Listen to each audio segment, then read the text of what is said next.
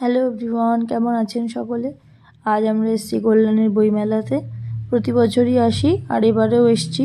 তো ভেতরে ঢুকে টিকিট কেটে ভেতরে চলে এসেছি। বিভিন্ন রকমের স্টল বসেছে, চলুন দেখি। তো চোখটা একটু দেখা যাচ্ছে না, তো চোখটা পুটুস।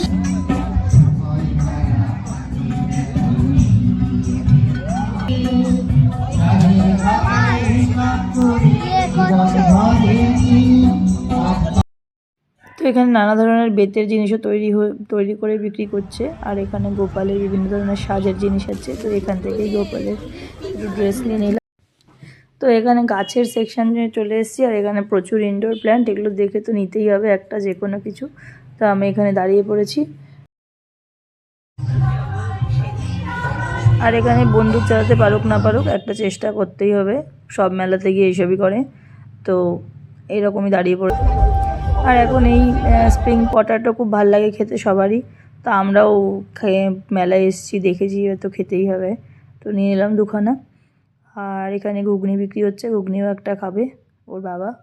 তো এইসব মেলায় এসেছি, শুধু স্প্রিং পটেটো, ঘুগনি আর এক কাপ চা খাবো। এখানে তন্দুরি চা বিক্রি হচ্ছে, তো চা একটা খাবো। ব্যাস, বেশি কিছু খাওয়া খাইয়ের ব্যাপার নেই।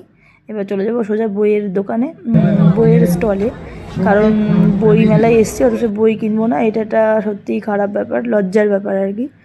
তো একটা বই তো কিনতেই হবে। তো চলুন দেখি।